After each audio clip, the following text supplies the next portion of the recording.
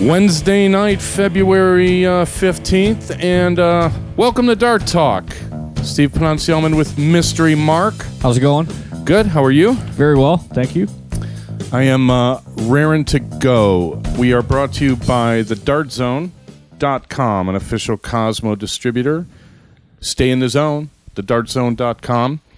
And just a reminder, you know the drill. Like us on Facebook. Follow us on Twitter at Dart Talk. You can always email us, darttalk@gmail.com.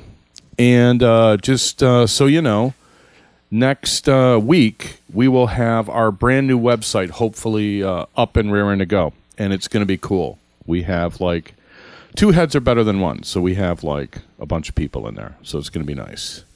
How was your weekend? Not too bad. How about yours? Mine was good. A little rough. little rough. I went to Detroit so we could get a new computer to move into the studio, which we promised everybody we'd be in the studio this week. My bad. Something about hitting black ice on 94 and spinning into a guardrail, kind of like screwed up the week's schedule. Talk show, you know, keep it running. Talk about taking one for the team. I'm telling you. You know, here I am. You know, and who knows how to treat a woman on Valentine's Day, right? Yeah. Here I am. I'm sure your girlfriend's really happy with that. Cracked up her car and sprained her ankle. She's now on crutches. And happy Valentine's Day. Try running around on me on crutches. We'll see how far you get. So she's a trooper. She's a terrible patient, but poor Jill. So that was kind of bad. She'll get over it. But we love her, and she may be listening, so hope you're feeling better, Jill. She should be listening. It's not like she can go anywhere. I know. It could be like a Criminal Minds or a Cold Case on. You never know. Right. That's more important, I guess. What could be more interesting than listening to us talk about darts? I mean, honestly. But apparently, according to the chat room. Oh, gosh. A lot more. Yes, well. And next week, we're going to have a chat room monitor. So we'll have somebody here for the express purpose of interacting with the chat people and then chiming in when they say something relevant, which is usually every, 30, 40 seconds? Yeah. I mean, we got the smartest chat room in the business. There's no question about it. I don't know. You want to start with results? Do old business before new business? Why not? Okay. Sacramento results? Yeah, they had the, I hate Roman numerals, 36th Camellia Classic in Sacramento last weekend. And, you know, it's funny. It's a tournament every year. I'm like, ooh, I would kind of like to go to that. And for one reason or another, I never make it out there. And, you know, they upped the tournament payout. So it was under $20,000, but it was, I believe, much higher than last year. And are you always busy that weekend with another tournament, or? Well, I don't remember what it was last year. You got the other tournament you're planning for Vegas and Alabama before it or after it?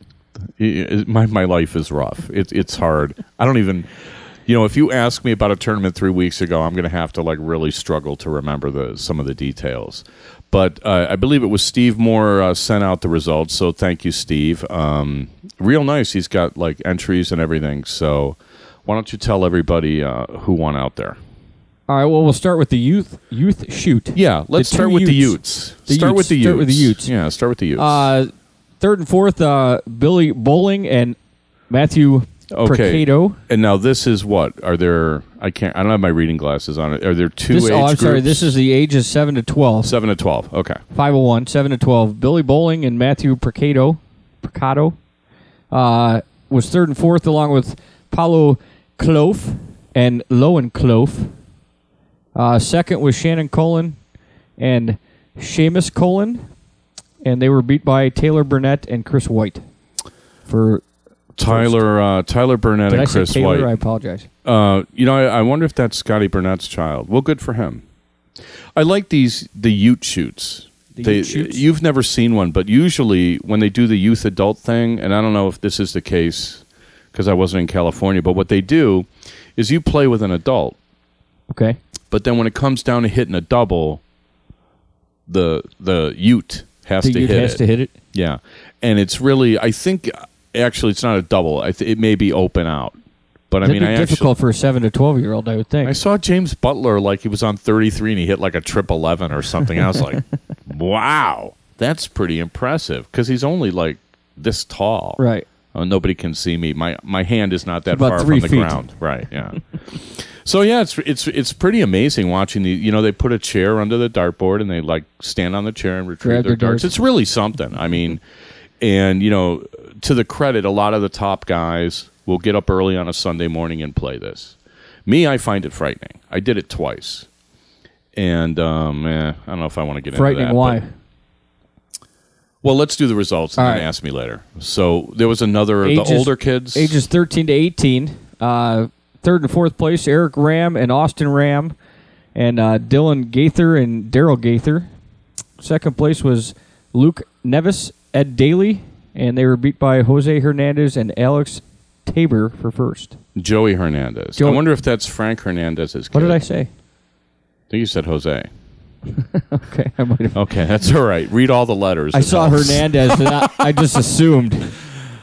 Jose Juan, whatever. Okay. Does it matter? Well, my excuse is I don't have reading glasses. I don't know what your excuse is, but no, the youth events. The first time I played in one, I was absolutely petrified because here I am, this supposed no, it was a couple of years ago. It was a supposed pro from out of town, and one of these really good teenagers, like one of the top teenagers in the country, said, "Hey, could you play this with me?" I'm like, "Yeah, sure, why not? Be happy to." He's like, "It's 8 a.m. I'm like, really? But, I got up and I played it. And then we're playing a kid and his dad. And the kid is like 5 years younger than my teenager, right? And nowhere near as skilled. And the dad looks like somebody who just, is playing darts with his kid. I mean, he wasn't like a professional or anything like that. And I didn't know what to do. Because it was like, we're going to cream these guys. And so I was very sort of uncomfortable, and I just didn't. Did you win? Yeah. Okay. Well, yeah. But did I win? I mean, Shannon won. But I mean, it was just sort of, I was very uncomfortable. I could see you wanting to play with your kid, but something about, this kid's bringing in a ringer from Chicago, and I'm playing with my kid. I was just, that made me uncomfortable. Right. And I was kind of like, these guys all know each other and everything. Like, Chris White and Scotty Burnett are pretty close, I assume. So, playing with his kid instead of playing with your dad, I'm sure that's... Actually, his dad was probably in L.A. for they had some soft tip thing. So he actually skipped half the tournament to go play in L.A. Yeah. So run down, let's go through the rest of the... Men's doubles cricket. Third and fourth, Frank Hernandez and Chris Peak. Jay Barlow and Chris White. Jay Barlow in the house. I haven't seen Jay all year. Fine player. Canadian. So's Chris. That explains that pairing. All right. Share Canadian Shannon bacon. Cullen and Jim Nolan got second. And they were beat by Jesse Shake and Peter Picard. Peter Picard. I wonder if he's related to Captain Picard. Probably not. I wish I knew what the hell that meant. I don't know. These must be California guys. I don't recognize all those names. The top 4 guys I do, but Shannon Cullen seems to be doing pretty well. Oh yeah, he must be having a good weekend there. What else we got? So then we got the women's doubles cricket. Third and fourth was Shannon Fry and Janet Graff, probably. Trish Grezik, Maggie Martell. Then second place was Gretel Flores, Natalie Aylesworth. And they were beat by Stacy Bromberg and Marlise Keel. Stacy and Marlise in the house. Okay. Yeah, it's a pretty tough field, looking at those names. I mean, I don't recognize some of the California people. Doesn't surprise you, though. No, well, I mean, got some awfully good women there. I mean, it's not... Generally, the good players win. It just works out that way. Mixed triples, third and fourth, Jesse Shizak, Peter Picard, Amy Silver, Shannon Fry, Alex Tabor, and A.J. Gladwell. Second place was Jay Barlow, Chris White, and Trisha Grizak. Trish, yeah. So the Canadians lost to Larry, Bob, and Stacy. Larry Butler, Bob Seneve, and Stacy Bromberg. Yeah, huge shock. The triples field in Alabama, all the pros were like in the same quarter. It was brutal. So looks like they they all got through there. All right. Then the men's singles cricket. Third and fourth went to Nico DePeos and Frank Hernandez. Bob Sneeve took second, and he was beat by Jay Barlow. Yeah, beat, I'm not sure is exactly the right word. I believe the word on the street on this one was they were both hungry and decided to flip a coin. And apparently, they must have flipped a toonie because, Jay won, even though Bob's Canadian too. So what's with these Canadians winning in the cricket? So they probably... Come on, Americans, represent. Let's go. Did they probably split it then? They just flipped a coin or they actually flipped a coin and... No, they actually you split the money, flipped a coin, and went and ate. Went and ate. That's what I heard. So, hey, to each his own. Yeah. Women's singles, which they probably played it out. You would think. Janet Graff got fourth. Christina Smith got shout out to Christina Smith, one of the early listeners to our show. Good for her. All right, good for her. Yeah. Trish Grazik came in second, and she was beat by Stacy Bromberg, who seems to be having a really good tournament. Stacy does a lot of winning. Yeah. You'll get used to seeing her name if you keep doing the show because she wins a lot. If I don't get fired.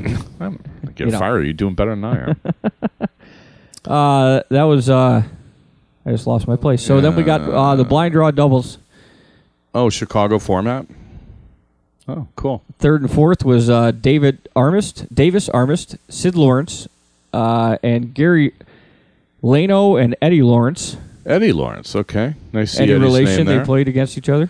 That I don't know. I know Eddie. He's, I'm pretty sure I think he lives in Nevada now. All right, good for him. Tracy Vitale and Alan Nutter. They got second. And Eric Fuentes and Nick DePeos. Nico, yeah. Nico DePeos. Yeah, Nico's a heck of a player. I wish he came out this way more often because he's he's a good guy. I like him. Singles men's 501. Let's see. Fourth top. would be. Okay. You want to go more? You want to go top here's 8? the thing, and here in America we say top 4. Yeah. In Canada they say joint third. Okay. So your choice. Well, Jay Barlow's Canadian, so say top 4. Top 4. Top 4 would be Ken Lind and Jay Barlow. Nico DePeos again got second, and Larry Butler beat him. Yeah, I actually chatted briefly with Sharon on the way in about a related matter, and she said like Nico actually knocked out Jay Barlow and Bob Sneeve, and Bob's a heck of a player. So, and she said he was he kind of ran out of gas against Larry. So, nice tournament, good showing for Nico. Good to see. Yeah. The women's 5-0, we'll say joint third was Janet Graff and Shannon Fry since they're Americans. Okay. Right? Okay. So we'll give them the joint third. Right. Maggie Martell runner up to is it Stacy Bromberg? No, Bromberg. Bromberg. I haven't heard that name. I don't. Nice sweep for Stacy. Yeah. Did she win everything? That's nice. It looks that way. That's nice. And the men's doubles 5-0 at the bottom there. What do we got? We got Shannon Cullen, Jimmy Nolan, Frank Hernandez, Chris Peak, top 4. Butler and Sneeve defeated in the men's doubles 501 final by Scotty Burnett and Alan Nutter. So good showing by those guys. The women's doubles 5-0. We have an upset. Is it an upset? Stacy Bromberg didn't get first. Oh, dear, there goes the sweep. Stacy and Marlise lost to Trish and Maggie Martell with Nadine Chapman, Linda Hines, Janet Graff, and Shannon Fry. Joint third. Well, so congratulations. Congratulations to everybody. I hope everybody had a good time. I've heard nothing but good things about that tournament. So hopefully everything went really, really, really well. Next week, I will get the Youngstown results. I tried to get them, but again, I had to run around to the auto insurer and the hospital and stuff, so I kind of lost a whole day there. Yeah, so, that doesn't help. Yeah. Anyway, we're 15 past the hour, so... Stay in the zone, the Dart Zone. We're brought to you by thedartzone.com, an official Cosmo distributor. And we'd also like to give you some information on the Blazing Saddles Charity Open. Yeah, we'll reiterate this. It comes up April 6th, 7th, and 8th in Lexington, Kentucky. It's presented by the Bluegrass Darting Association and our friend, John Mongo Frank. The Blazing Saddles Charity Open. It's a $5,000 plus event to benefit the Moose Lodge Charities, Wounded Warrior Project, military missions. Some interesting things the tournament has set up include a tournament swag bag, 2 free events if you pre-register, a free $250 suite drawing for those pre-registered and pre-booked into the hotel by March 26th. Blind draw trips, custom Maker Mark bottles for first place individual trophies. A great event for great charities. So for more information, check out John Frank on Facebook or check the tournament flyer on Dart Talk. Very well put. Okay, so enough with results. What I wrote down, I do a little outline for us. All the shows is off the air. Oh, jeez. Uh-oh.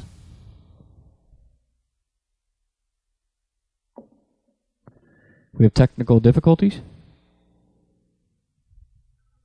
Okay, I'm not sure what happened there, but we did record the whole first 15 minutes, so I don't know what happened there. All we did really was yak and give the Camellia Classic results. So if you guys missed that part, you can... we've been talking the whole time. We've got the tournament results. Apparently, get it off the podcast. We'll post a link to the show on the Facebook page tomorrow, and you guys can listen to the first 15 minutes. And thank God next week we'll be in our new studio. Yeah, that'll be a lot easier. Jeez, Louise. Anyway, we did mention we started out with the Ute, so congratulations to Tyler there for winning the Ute thing. So download the podcast and save it with all your Who Won the 01 Doubles in Sacramento. That's on the podcast, too. So nice going there, Scotty, you and Alan. We did mention it. I don't know what happened with the computer here. We got a lot going on.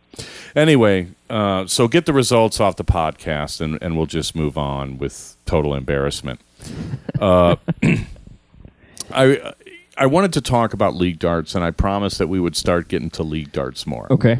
So I understand you just joined. We're actually both playing in Chicago in singles leagues, but you're in a different one than me. Correct. Right. Because you're in the one that I'm in the new one. You're in the new one that's designed to keep people like me from playing. Apparently. Right. Yeah. Okay. Yeah, that's a great concept. I had a long chat. That's why I joined it. That was the selling point. Steve won't be in it. He can't be. Well, I'll tell you. People play darts for different reasons, and sure. I totally get that. But there are some things I don't get.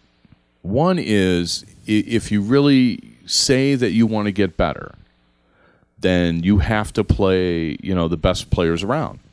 Correct. I mean, I don't see any way around that. And I don't understand... Well, I don't know. Look at it this... Well, here's what I don't understand. Like, let's say hypothetically you're in a dart league that used to have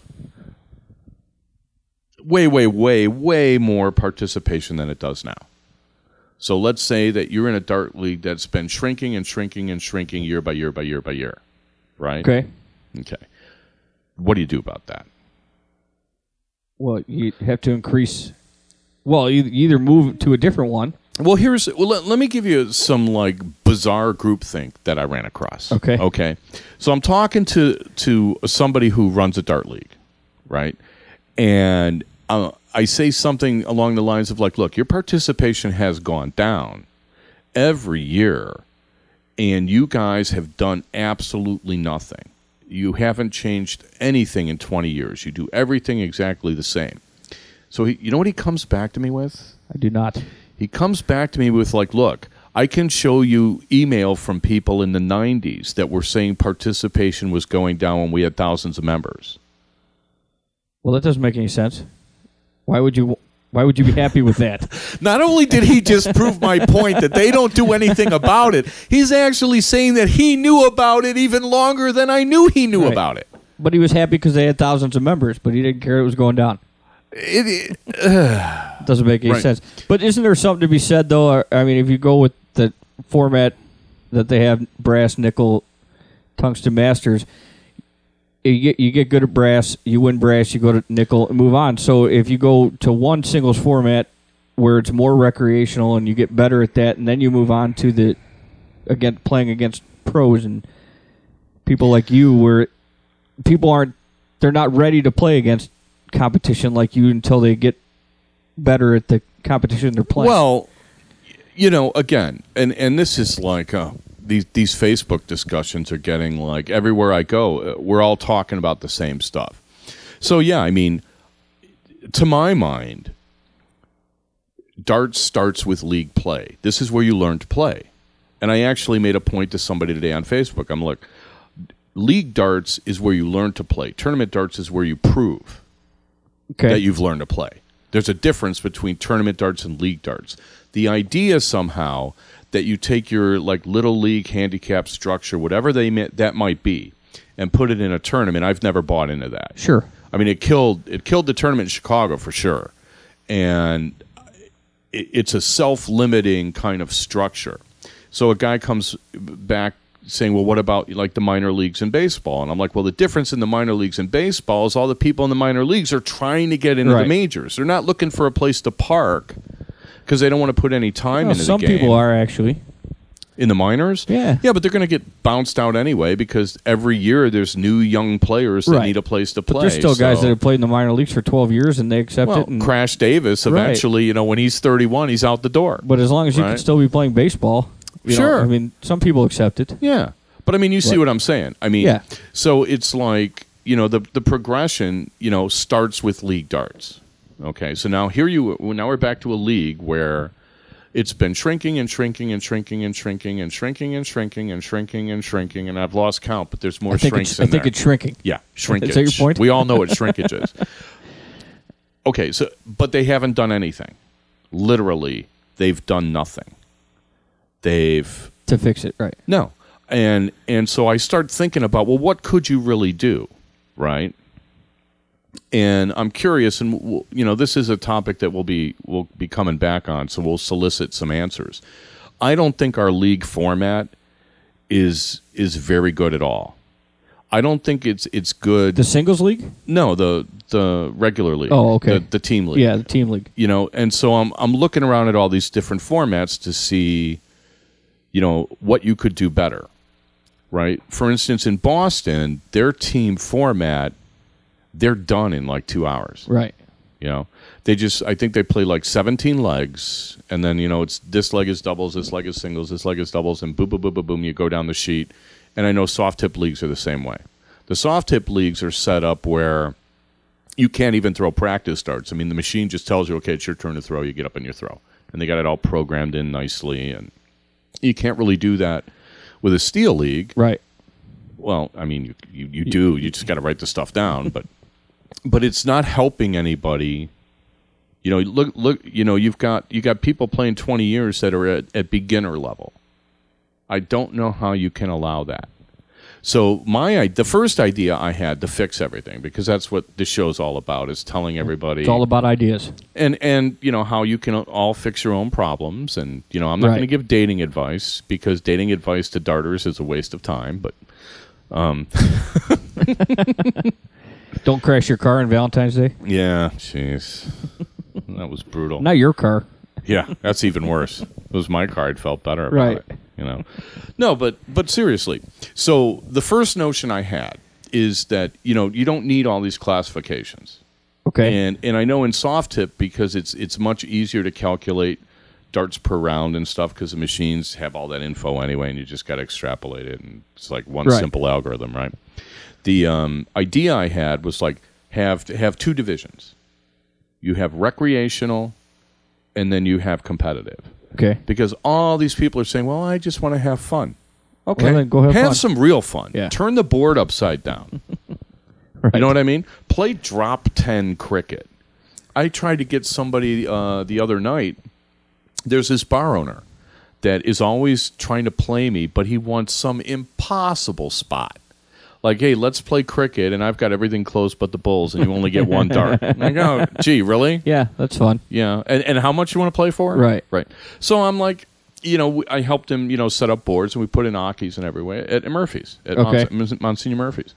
So I'm like, I'll tell you what. I'm like, you play on that board, and I'll play on this board, which is like 6 feet from the other board. Yeah. I'll play from here, and I'll play a cricket, play for a shot.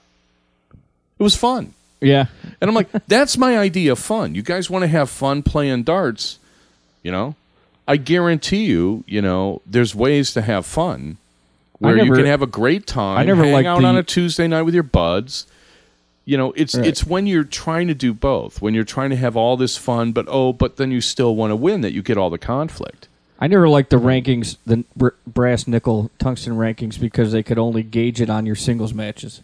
So you're playing nine matches, but some of them are doubles, but it didn't matter if you won or lost those. It only mattered what you did on your singles, and if you won your singles, then you raised in the rankings, but that didn't necessarily mean, you could have lost all your doubles matches, and they can't gauge it. Right. And so it didn't necessarily make any sense to me, because you could have thrown really poorly, and it was your fault that you lost with your doubles partner, and it doesn't go against you. But if you just threw great in singles, then you moved up, and it didn't necessarily make sense to me. Well, yeah, their ranking system is absolutely asinine, and it is part of the reason why you don't get players progressing in ability. Right. Right.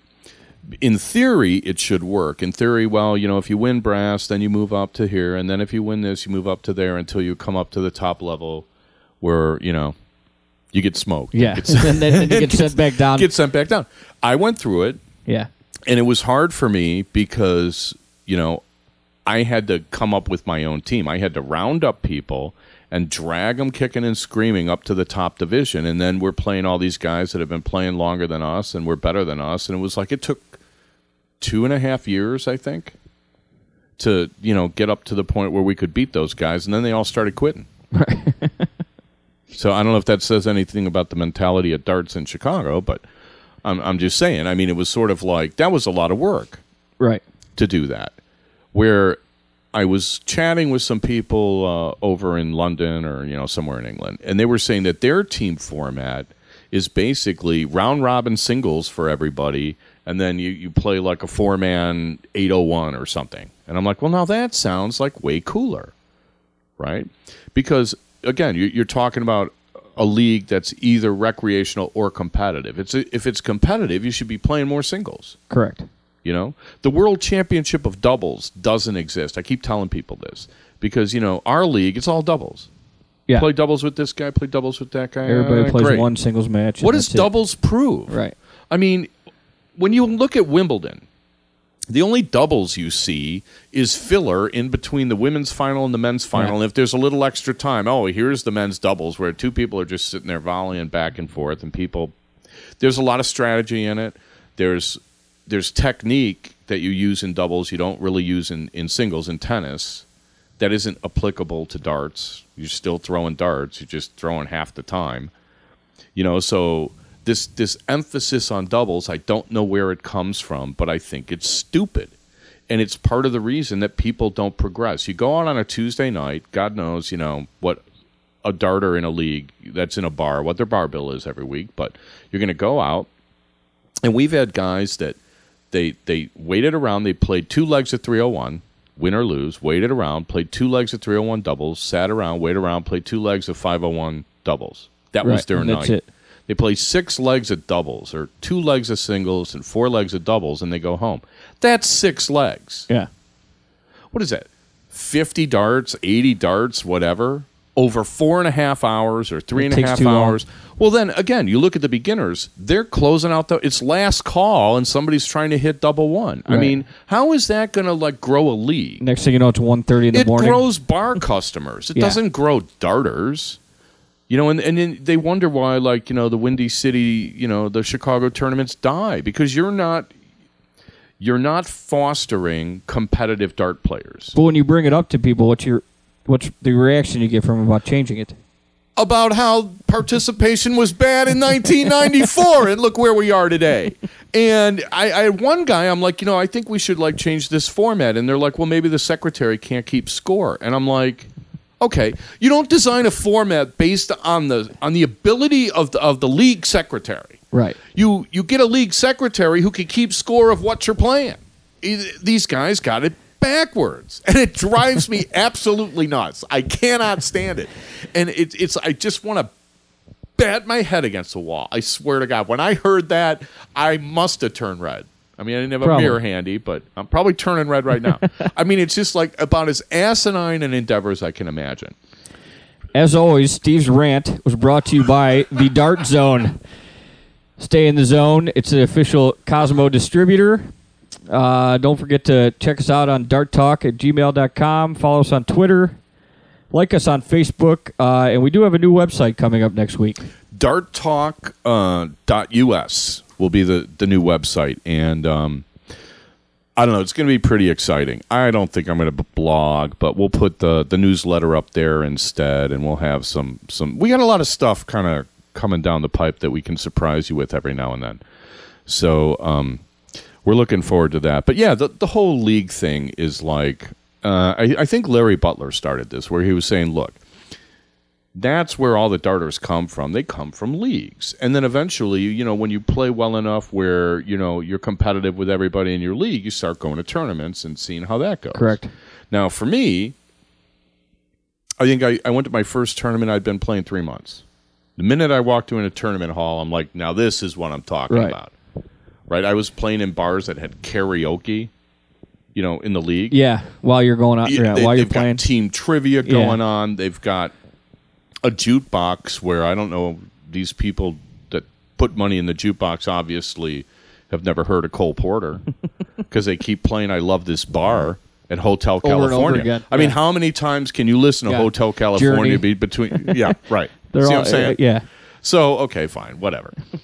But a tournament, now that was like, so we're actually going to play darts today? No BS? We're actually going to play? I'm all over this. This is great. Let's go. Let's play. And the better you play, the more you play.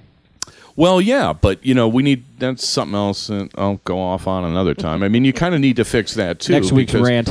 Well, no, because, the reason I'm talking about the leagues and these classifications and going recreational and competitive is that there are people that are arguing, to my mind, totally ineffectively, that you should transfer that classification structure to tournaments. And I'm thinking, no. Doesn't work that way. Windy City does that, right? Yeah, and they've died. Right, and it doesn't work. They killed the tournament with it. Right. Yeah. Not only did they kill the tournament with it, they managed to offend almost every professional that came to their tournament, where these guys are playing for like PDC points. Because at one point, the Windy City Open was a PDC ranked event, so you would actually get Brits coming over to try to get move up in the PDC rankings, right? So you'd have two guys that flew, I don't know how many miles it is, but it's hours. So you got four guys. They're 2 boards apart, playing in top 8. And then they put 4 drunken beginners. Yeah, brass players. It's their second tournament, and they're just in the middle of these 2 guys having a good time. When they're chalking, 3 people walk to the chalkboard because it's hard to count to 26. Right. Right? Yeah. Or then somebody gets called. And then they laugh about it, and these guys are trying to play real darts, and they're going absolutely crazy. Okay, I don't know who the Mighty Bonds is, but no one is a bigger Tom Waits junkie than I am, just as an aside. But no, as far as this stuff goes, I mean, it's like I had it in my mind that tournaments should be a certain way, but then I don't know who dropped the ball that let something like that happen. So this whole idea of keeping the recreational players happy and coming to tournaments, and at the same time running a tournament which is designed to identify who the best darter is on any given day, that balance never seemed to really work too well here, the way they were doing it, right? And I'm not even sure why I had to go up to him and say, look, you see those guys over there? Why did you put that match on that board between them? Somebody had to tell them. Oh, well, yeah, we didn't really think of that. It's like, well, what do you think of? Because honestly... They think of board numbers and they stick them on there. And well, no. I mean, this weekend is the best run tournament in America in Syracuse. I was there last year. I could not believe how great this tournament ran, how fast it ran, how the guy got people to the boards. The minute a board was empty, he's calling a match on that board, Right. And, I mean, the guy's... I wish I could remember his name, but the guy who's running it, he is on top of that whole room. And that tournament runs like clockwork. And it takes a lot of effort and energy to do that. But that was always, I was so impressed with the guy because I always felt like it was the job of tournament directors to provide the best conditions for people to play. It's the player's job to play as well as they possibly can and throw darts at the highest level they can, because that's the whole purpose of going to a tournament. Yeah. Right? Right. So when that doesn't happen, you kind of wonder, what are these people thinking? And this is the same kind of groupthink that's like, well, it was 15, 20 years ago, it was dropping, and, so working. We're not going to do anything. And it's like, okay, you're fiddling while Rome burned. Now you're fiddling while the Vandals are peeing on the ashes. Now you're fiddling when the trash haulers come and take everything away. And now you're fiddling while the weeds start growing. So at what point are you going to rebuild? Would you like to see league as in just... I would like to see... Would you rather see singles leagues? Well, no, not necessarily singles leagues, but I would like to see more league formats and see what other people do to see what would really work best. Because the beauty of contraction, which is basically, this is a kind of, it's not by design, but you've got a league that's contracting. The beautiful thing about contracting is because you have less people, you can now, it's easier to try other things. Right. It's, when you have less people, like when they had the North American Open, whenever they had it, and they had 700 people, it wasn't realistic to play best of 11 5-0 all day long. There's too many people. Right. Take too long. Yeah, well, it's the only event you're going to have. Yeah. Right? And, there is a certain, events can't be losing money all the time, or you're not going to have the events anymore. But now that you have less people, it's much easier to do that and have longer formats. And I've always thought that if the formats were longer, the recreational players that came would at least play enough where it'd be worth their while. Right. Obviously, if you've been playing for 3 months and you're playing against a guy who's been playing for 20 years and practices 5 nights a week and goes to every single tournament known to man, not that I'm specifically pointing out anyone like Larry, their odds of winning are very poor. Correct. Right? But I have seen people get absolutely trounced in the first round of events, as I travel. And the way the professionals treat them makes a huge difference in the tournament experience of that player. Okay. That makes sense. Well, yeah. And I did want to talk about tournament, about professionals and stuff like that, and how people deal with some of this stuff, because there's people starting to complain and everything. And there was a few years ago, one of the well-known pros, I don't know what happened because I wasn't there, but I heard that eventually somebody wrote a letter to his sponsor and all this other stuff trying to get the guy in trouble and jam him up, which I don't think is at all a good idea. Trying to get the pro jammed up? Yeah. But at the same time, it's sort of weird. We don't have a professional association like the AMA or the American Bar Association or anything that was where... a song, wasn't it? Garth Brooks, I think. Really? American Bar Association. Anyway, I digress. Well, I'm no lawyer, but no, seriously. So, when it comes to the standards of a dart professional, assuming that we actually have professionals, which let's just for the sake of argument say that we do. Let's say that there are dart professionals in America, right? Right. What do they owe the darting public? What are their responsibilities as professionals? There's a minimum code of conduct in any other field that, a professional baseball player has all sorts of behavior stuff in his contract. Sure. Right? Pro football players, even in the off season, if somebody just got busted for weed or something, and he'll get in trouble with the league. And there's active enforcement and all this other stuff. And I'm not saying let's turn into dart Nazis or something, but I'm saying let's examine this and let's talk about what are the responsibilities of a dart professional. Now, I'm not saying that I'm the ideal dart professional or anything like that, but I'll give you an example of what I'm talking about. I played a tournament last year somewhere. I can't remember. Might have been Nashville. It was more than 3 weeks ago. It might have been Nashville. And I played some kid that somebody must have told him, ooh, That guy with the ponytail, watch out for him. He's really, really good. You know how people talk, right? Sure, absolutely. I played this guy, and he was so nervous that his first dart didn't even hit the board. And I was like, wow, this guy's really nervous. And so, I played, and he never really got it together, and we played two legs of cricket in like 7 minutes. Over. So what do you say? Wait, nice game? I felt bad for the guy. Yeah, I felt bad for the guy, and I'm like, look, that didn't take very long. And I know that's not your best game. Let's play a couple more. We'll just keep the board. Won't turn in the ticket. We'll play a couple of more legs. Right.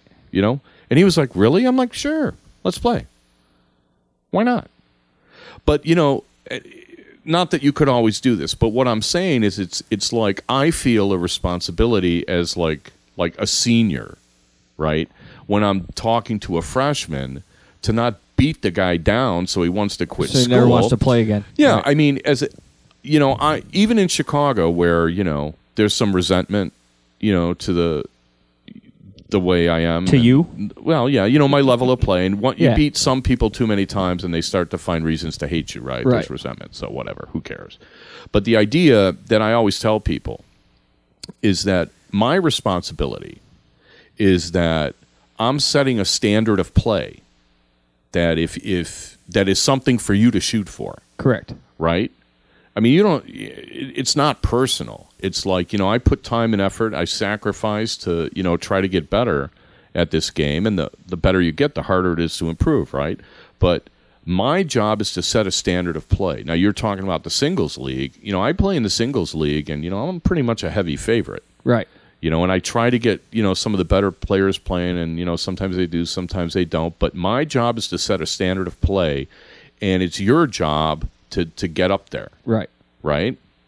That's kind of how I look at it. That's the competitive nature. That's a competitive dart player. Right. If I just wanted to hang out with my friends and have a good time and throw darts, then I'd want to do things like, all right, let's play 501 2 feet behind the line. Yeah. Or let's play 501 2 feet from the board. Every other dart, left-handed, whatever, it doesn't matter. I offered somebody yesterday, I'm like, I'll tell you what, I'll play 501, but right before I throw, you can move the ring around the board.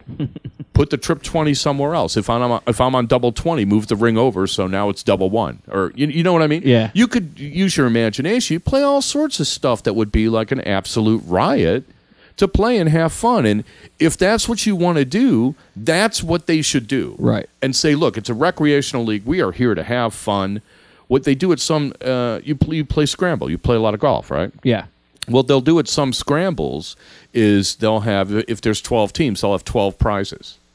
But whoever gets, and they'll put numbers in 12 envelopes, and whoever wins gets to pick the first envelope, and they may get the number 6 prize. Exactly. You see what I'm saying? Yeah. So, I mean, it becomes less about winning than it is enjoying yourself, having a good time, appreciating the sport for what it is, and fine. There's nothing wrong with that.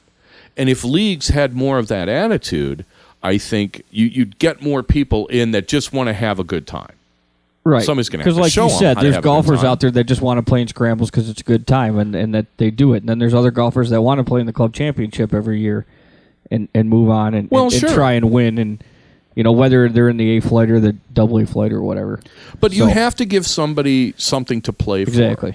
And if there's no money in it, then at least give them some fun to play for. You know what I mean? Right. So, I'm talking to this guy in New York, we were chatting. In New York? Well, He was in New York. Because my Skype wasn't working. Right. But he's got this sweet little thing that they got going now where he organized 6 or 7 bars in and around the New York area to have these 501 shoots. He caps the field at 32 players. It's $50 to get in. He pays out, I forget. He keeps some of the money. He keeps 20%, 25%, and then pays out the rest. And then puts that into the grand final amount of money. Okay. Right? And then the bar owners kick in because, you're bringing in people and stuff like that. And eventually they had $5,400 for the final. So the guy who won got $1,500 in cash and $1,500 in entry fees and traveling expenses to go to tournaments. Right. Second place got like $1,000, and and I'm like, that's actually pretty good. You had 6 separate tournaments that people could go to. They didn't have to go get hotel rooms and all this other stuff. And everybody ended up getting better. Yeah. That's the other thing. I'm arguing with one guy in Chicago about, like, you want to get better at cricket, you play 501. Well, that's a whole nother subject. Yeah. Well, but what I'm saying is like for competitive people that want to get better, to set something up like this locally, how can that not help? And then you compare it to a league where, you just play doubles and a couple of legs of singles. I mean, that's why you're not getting better players. And I'm convinced that it's like anything else. Once people get a taste of playing well, they're going to want to play well more often. If you've been playing darts for, 6 months and you hit your first ton 80, I still remember my first ton 80. Didn't count, but I remember it. It was the very first tournament I ever went to. I started warming up. I threw a ton 80, left the darts on the board, and ran around to everybody I knew. I'm like, look, I threw a ton 80. Has your girlfriend thrown a ton 80 yet in tournament? I know she's dying to. I know she's thrown them. She's thrown them. I don't know. She might not have thrown them in a tournament. Right. As always, we are brought to you by the Dart Zone. Stay in the zone. Official Cosmo distributor. And another reminder about the upcoming Blazing Saddles Charity Opens, April 6th, 7th, and 8th in Lexington, Kentucky. Once again, brought to you by our friend John Mongo Frank. Blazing Saddles Charity Open, $5,000 plus event to benefit the Moose Lodge Charities, the Wounded Warrior Project, and military missions. Interesting things in the tournament. They've set up a swag bag, 2 free events. If you pre-register, a free $250 suite drawing for those pre-registered and pre-booked into the hotel by March 26th. A blind draw trips, custom Maker's Mark bottles for first place individual trophies.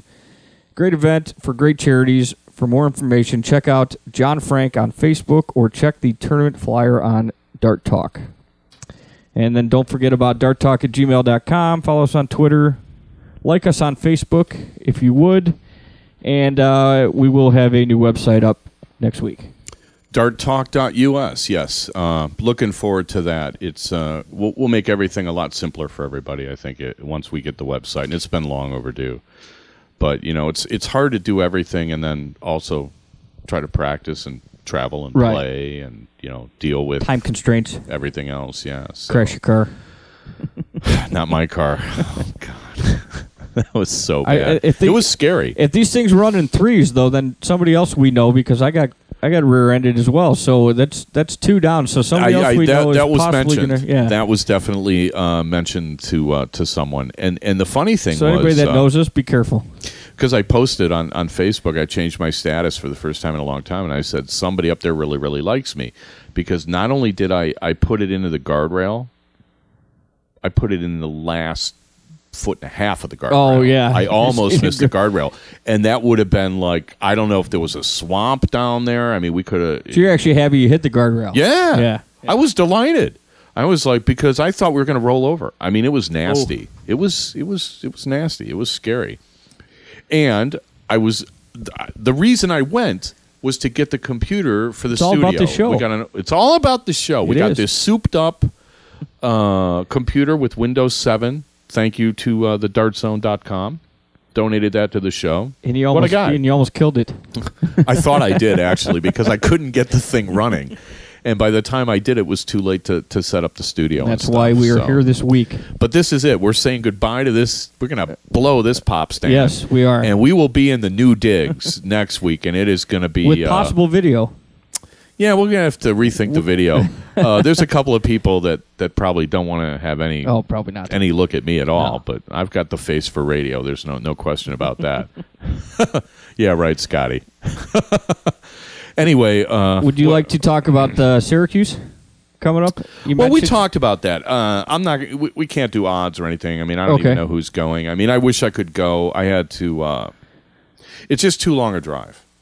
And I waited too long for airline tickets. And apparently, flying out of Chicago is now they're severely penalizing people.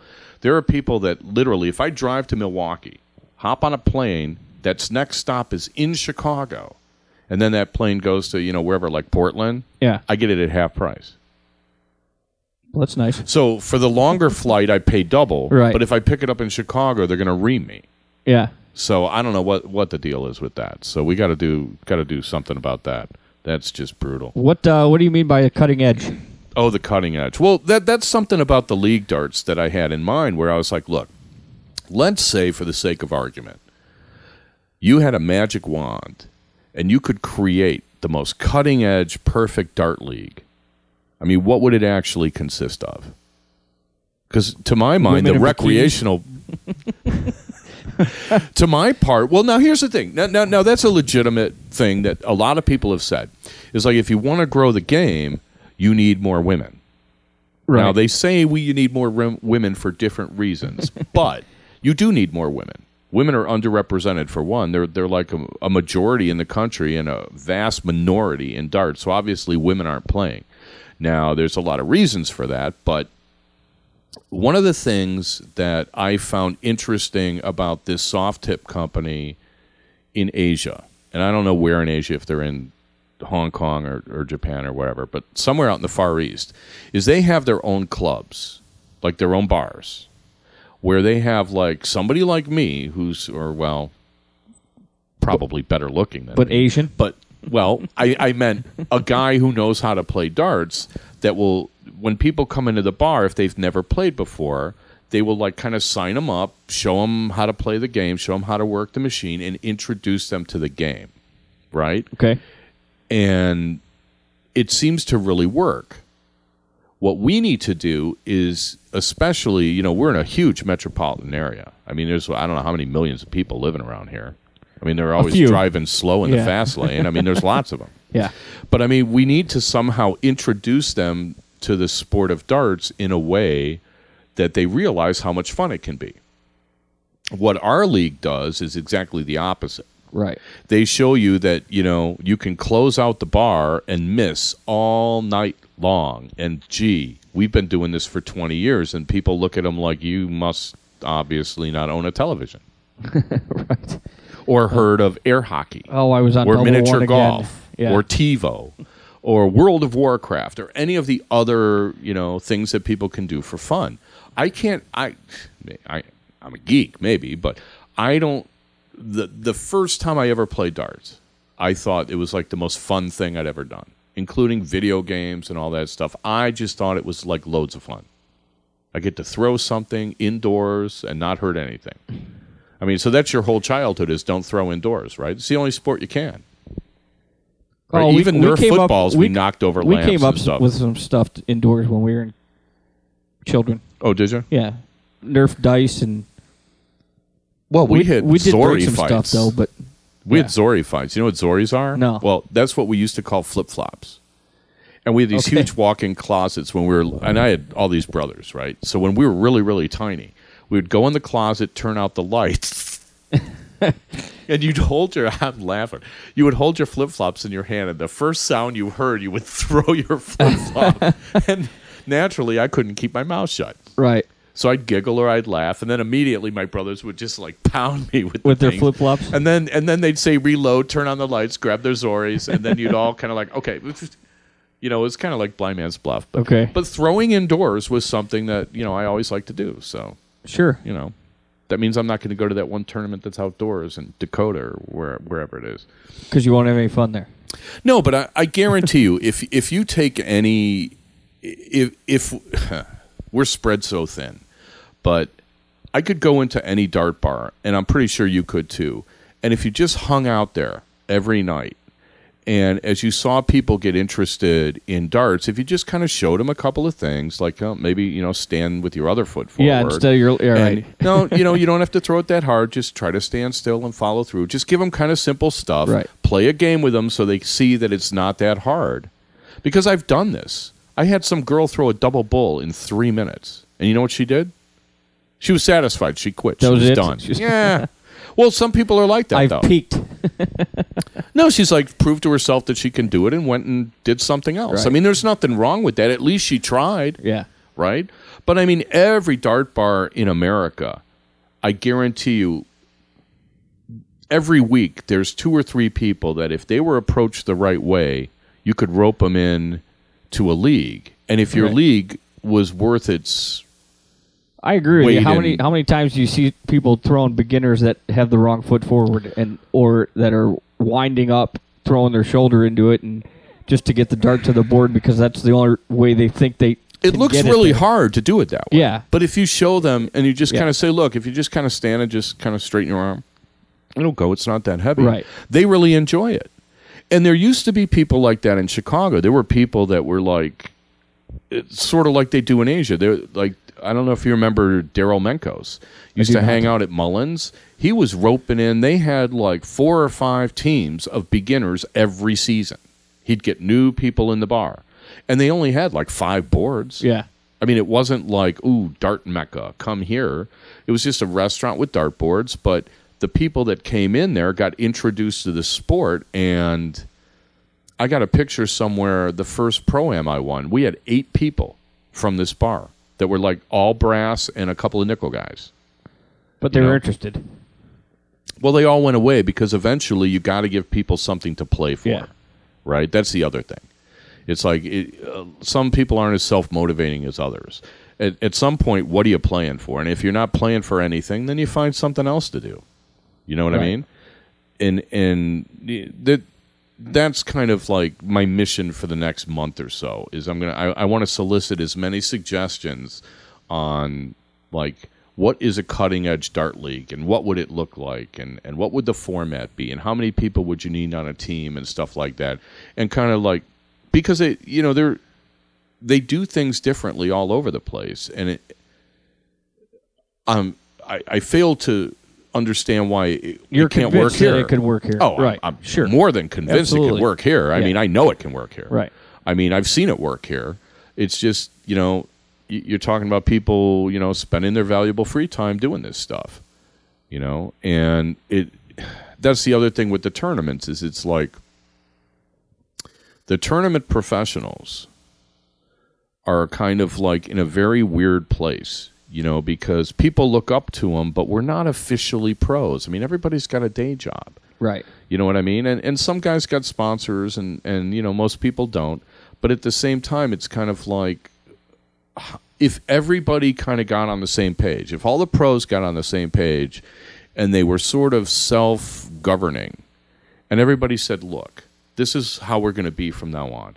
If you decide to play in the blind draw, oh, I wanted to get to that. Bring me back to blind draw in a second. If you decide to play in the blind draw and you end up with Helen Keller as a partner, you can't be rude to her. Right. You should encourage her and give her some tips and hope that you're paired with her next year and that you'll do better. And say something encouraging. And not say something like, well, gee, maybe before you enter a money tournament, you should learn how to play or something. You know what I mean? I mean, and everybody thinks these things. I mean, you're competitive. You can't show it. You're competitive, and now it's like, okay, everybody's going to have a better partner than mine is sort of like not a great feeling. Right. But the blind draws thing. Okay, so I posted something about like the cutting edge dart tournament kind of thing in my head. Is you want to have a great dart tournament, here's what you do. And it basically, the big thing was you had round robin on Saturday. I don't know if we talked about this last week or not. I don't think so. It's basically where you get 128 people, and the minimum number of legs you're going to play if you don't win a leg is like 39 or 43 or something. So you get plenty of darts in. Right. And I'm still convinced that if people played enough, they wouldn't care if they won or lost. Right. I still think that's true. If they're active, yeah. Not that you want to lose, but I mean, it's talking about bang for your buck. There's something to be said for being able to play for 2 hours, and even if you lost, you're like, well, I threw a lot of darts and I was able to play, and exactly, and you still had a good time, as opposed to, well, I played for 10 minutes and that was fun. Yeah. And I traveled. What am I doing here? I rented a hotel room. Yeah, I got a hotel room and drove 2.5 hours so I could play that. And now I'm going to sit around for 4 hours. Right. I guess I'll go watch TV. Why would anybody want to do that? I guess I'll go to the bar. Yeah. So, I mean, especially the further you travel, the more that becomes like, the ultimate nightmare. But so, so the tournament thing that I posted, I'll post it again. But we talked about this last year. One of the things was that the pros had to play the blind draw on Friday night. Is it good or bad? Required. Oh, required. Well, some people were objecting to it, and so I wanted to defend the rationale of doing it. If you have a tournament that's structured like this, a lot of the locals will come out and play the draws, but they won't have the temerity to enter a singles event because they don't feel like that they're capable enough to be competitive. Okay, I can respect that. But in order for the pros to grow the sports, they have to interact with the people. Sure. And so when you go to these tournaments on the road, and if you look at those Camellia results, right? The triples was Larry, Bob, and Stacy. And this is not a knock on Larry, Bob, or Stacy. I'm not trying to single them out as doing anything wrong. But what I'm saying is you've got 180 people there. Most of them are locals. But then the people that are coming from out of town all stick together. Right. Right? It would be so much better for the sport, especially in an event like triples, where they said, you know what? We're not going to play together. Let's find ourselves a couple of locals. Split up. You know, what local, and maybe the league could set you up. Sure. You go and say, look, you know, when it comes to the triples, we want us to find us teams. We'll take whoever you want. Let them raffle it off. You can have an auction. Hey, who wants Larry Butler and Bob Seneve for your triples team? Bidding starts at $1. Whatever. You see what I'm saying? Yeah. Build sure. interest, and even though you're kind of elevating the pros that way, you're getting everybody kind of on the same page where they get access to the pros. A lot of people come up to talk to me and they're nervous. Right. Which I'm shocked. Anybody would be nervous talking to me. I could understand that, you know, they couldn't get a word in. They've heard your rants. Yeah. Well, that's why. I don't know about that. But no, I mean, you know, because you know how it is. You know, people talk. I mean, yeah. We're still in the Rucker Park pre-PGA kind of area where a lot of it's word of mouth, and you just hear about somebody, and then when you see them, you know, it's like, oh my God, that guy threw 2 back-to-back ton 80s, and they'll think you do that every single time. Exactly. Yeah, which obviously isn't the case. But the idea that the pros come from out of town, because this works in with what the pros really want. All the pros want the tournaments to be seeded. Okay. Sure. I'm a big believer in seeding. I think for like a whole bunch of reasons. But it seems to me that if all the pros got together and went to the tournament director, whatever tournament, let's say Sacramento, and said, look, none of the pros that are seeded, we want you to find us triples teams. We'll play with whoever. You pair us up with any 2 people you want, auction us off, whatever that you want to do. However it works. Keep the money, and then you just seed the singles. You know, and it's the same way because I'm always looking for partners on the road, right? Because nobody from Chicago travels. Like, there's a couple of guys like Bob and Larry and Gordon Dixon and DJ Sayer, and there's a couple of other people that, like Jimmy Widmeyer and Tim O'Gorman. Whenever there are tournaments together, they always play together, which, you know, I assume that that's great. I've never had that luxury. But, right. I'm assuming it's nice. But me, I'm always looking for doubles partners. And I had the thought last week, I'm like, you know what? What if the tournament just set me up with a doubles player and set everybody else with doubles players? If you're one of the 32 seeded players, then, yeah, we'll give you a doubles player. And who cares? Right. I mean, you can't do it at every event, but especially like triples. Or if you don't like that idea, let's say if you're a seeded player, they'll assign you a triples team and you have to play the draw. Okay, that is your way of paying everybody back. Right. That is your way of ingratiating yourself with the dart community, spreading around your knowledge of the sport, spreading around your spirit for the game, and showing people. It's like a teaching lesson. In golf, you get a teaching lesson with a club pro. It costs you like $200. Exactly. Here it costs you an entry fee, and you know, at the end of the game, be like, you know what, you know, you might consider when you're on 90, you know, going for the 20 there instead of the 18. Right. Sometimes and those people can walk away with something, have a good time. Sure. And they got to play with the famous, you know, Bob Seneve, or they got to learn something that they can take back to their buddies that weren't at the tournament. Hey, check this out. Look what this guy showed me. Yeah. And you know, because it's a word of mouth sport, that's how the knowledge gets around. Right. What is wrong with that? Nothing. So that's why I wrote that down about the responsibilities of a professional, because we don't have a professional code of conduct. They have some bizarre legal document in England called the DRA, which is a pretty dry read. But I'll be sure to check that out. Well, no, because every now and then you hear somebody complaining that a pro did this and a pro did that, and obviously we're all human. Right. Sure. A pro loses a tough match. Don't expect him to have a smile on his face, ready to talk to the press. Right. You know what I mean? I mean, it's like any other sport. I mean, it's like stuff like that just isn't done. But we're going to have to come back to this another time. Are we done? I think we're done. We've ran over. We've run over. Well, we're going to have to wrap it up. I do not believe that there's a Darts Around the World tonight. They are going to every other week, I believe, for the time being. So... if you go, their podcasts are up there somewhere if you're jonesing. And if you want more Dart Talk, our podcasts are on TuneIn.com and they're on iTunes. And if you go to the Facebook page and scroll down, there's a link for last week's show. And I can't imagine anybody would want to hear more talk from me tonight, but I guess it's possible. It's debatable. Anyway, next week we'll be back to interviewing people. We'll be at everything's going to be better. Have your new computer UPS'd over to the new. No, new shop. Don't drive it. I'm going to dolly it over there myself, man. Just get some bungee cords and all that stuff. Just a reminder: we're brought to you by the dartzone.com. Stay in the zone. In the zone. The dartzone.com is an official Cosmo distributor. Like us on Facebook. Tell your friends, your parents, legal guardians. Legal guardians, sure. Yeah. You can find us on iTunes. Follow us on Twitter at Dart Talk, and you can always email us darttalk@gmail.com. We answer them eventually. And thanks to Sharon for forwarding the Sacramento results to us. We'll try to get the Youngstown results for you next week, and I believe I've got a couple of guys lined up to tell us about Syracuse this weekend. So have a good full show next week in the new digs, and until then... Can't wait.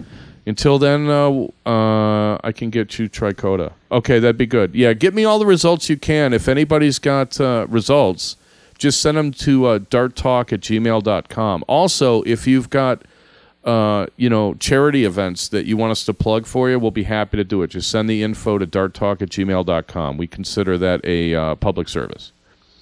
You Sounds good? All okay. Right. Have a good evening. All right, everybody. Take care in the chat room. Thanks very much, and we'll Dart Talk to you next week.